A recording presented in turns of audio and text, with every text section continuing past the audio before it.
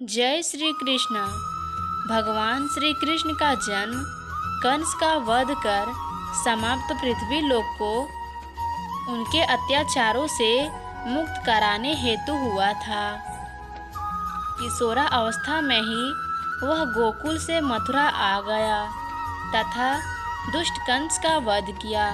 कंस की मृत्यु से दुखी उनके सर्वसूर जराधन ने एक विशाल सेना लेकर मथुरा पर आक्रमण कर दिया।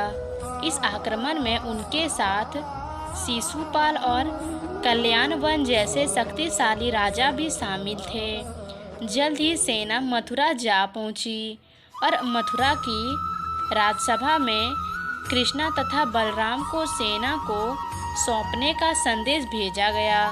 इस युद्ध को टालने तथा मथुरा के निर्दोष नागरिकों को बचाने के लिए कृष्ण ने रातों रात वहां से सैकड़ों किलोमीटर दूर समुद्र से एक नई नगरी द्वारिका का निर्माण कराया। अपनी माया से उन्हें समाप्त नागरिकों, उनके पशुओं तथा संपत्ति को नींद में ही नई नगरी में पहुंचा दिया।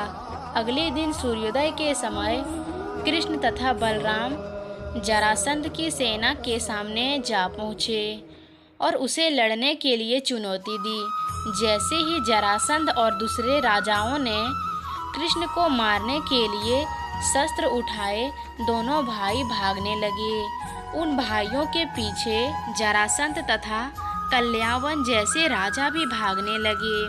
कुछ ही देर में दोनों भाई बहुत आगे निकल गए और उनके पीछे केवल मात्र कल्यावन रह गया। उसे देवताओं ने वरदान दिया कि उसकी हत्या किसी अस्त्र या शस्त्र से नहीं होगी। ऐसे में वह निर्भीक था और लगातार कृष्ण का पीछा करते करते एक गुफा में जा पहुंचा। गुफा में राजा मुचुकुंद सो रहे थे, जिन्हें इंद्रदेव ने वरदान दिया था कि जो भी उन्हें उठाएगा वह उनके देखते ही जलकर भस्म हो जाएगा। वहां पहुंचकर कृष्ण ने सोए हुए मुचुकुंद पर अपना पीताम्बर डाल दिया और स्वयं छिप गए।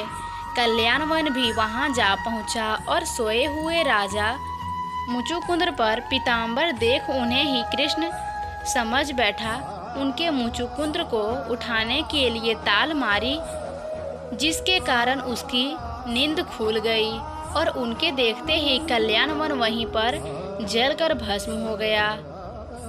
तत्पश्चात कृष्ण ने राजा मुचुकुंद को अपने चतुर्भुज स्वरूप में दर्शन दिया और उन्हें मोक्ष पाने का वरदान दिया। वहीं दूसरी ओर जरासंध और बाकी राजा पूरी तरह से खाली मथुरा देखकर वापसी लौट गए।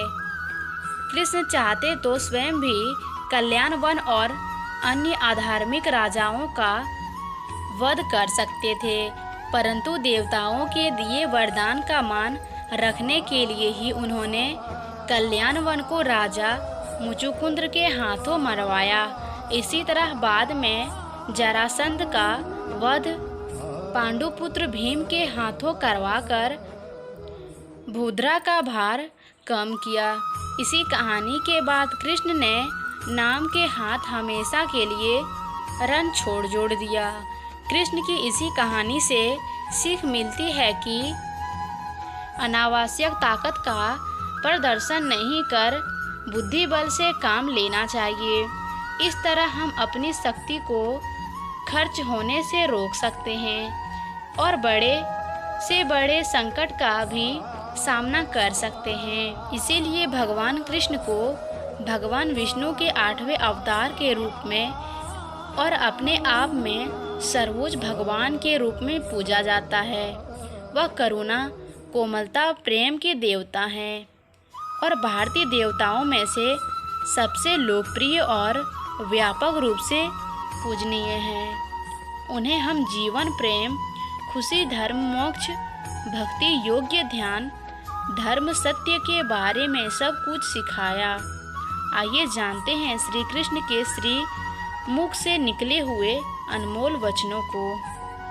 भगवान श्री कृष्ण इस अनमोल वचन के माध्यम से कार्य करने की नीयत का उल्लेख करते हैं। जब किसी भी कार्य करने में अगर लालचन होगा, बेईमानी होगी, जलन होगी, तो वो काम ना तो सही हो पाएगा और ना ही उनके परिणाम फलदायी होंगे। इसके अतिरिक्त जिस कार्य को हम पूरे मन से प्रेम पूर्वक करेंगे तो वो ना सिर्फ हमारे लिए बल्कि समाज के लिए भी हितप्रद होगा। भगवान श्री कृष्ण ही इस दृष्टि के पालनहार है। वही इस संसार की शुरुआत थे, वही माध्य और वही अंत होंगे। मनुष्य सब कुछ चाहता है पर सब कुछ उसे नहीं मिल सकता। आपको जो नहीं मिला उसके लिए प्रस्ताव मत करो और जो आपसे खो गया है, जो आपसे अलग हो गया है, उसके लिए निराश भी ना हो। हर व्यक्ति श्री कृष्ण से जुड़ा है और श्री कृष्ण हर व्यक्ति से जुड़ा है। वही हमारे आदि, माध्यम और अंत है। समय एक सा नहीं रहता। आज दुख है तो कल सुख भी आएंगे और सुख के बाद दुख भी आना स्वाभाविक है। आपको पूरे धैर्य और श्री कृष्ण पर विश्वास के साथ अपना जीवन निर्वाह करना चाहिए। लोग अक्सर सच कहने से बचते हैं या डरते हैं, पर सत्य कभी छिप नहीं सकता और ना ही कभी मिट सकता है। कितना भी छिपा लूं, पर सच तो उजागर हो ही जाएगा। इसीलिए जो बात सच पर आधारित हो उसे करने या कहने में और मानने से कभी नहीं डरना चाहिए। लोग अपने शरीर को सुंदर बनाने में लगे रहते हैं, पर आत्मा की सुंदरता शरीर की सुंदरता से कई ज़्यादा महत्वपूर्ण है। इसीलिए आत्मा की सुंदरता पर ध्यान दो। आत्मा की सुंदरता अपने को श्री कृष्ण में लीन करने में मिलती है। जो होता है अच्छे के लिए होता है। कभी कभी विपरीत परिस्थितियां हमारी वर्तमान स्थिति को अच्छा करने के लिए आती है। श्री कृष्ण उन्हीं के हैं जो श्री कृष्ण के हैं। भगवान तो बस प्रेम भक्ति के भूखे हैं। जो भी उनकी भक्ति में ली होता है, जो भी प्रेम से उन्हें याद करता है, वो सदैव उसका कल्याण करते हैं। तो कैसी लगी आज की यह कथाएं, वह आप हमें कमेंट्स बॉक्स में एक बार ज़रूर से ज़रूर बता दीजिएगा। और अगर आप यदि इस चैनल पर पहली बार आए होंगे तो वीडियो को लाइक कर दीजिएगा और चैनल को सब्सक्राइब करके बेल आइकन घंटी को ज़रूर दबा लीजिएगा।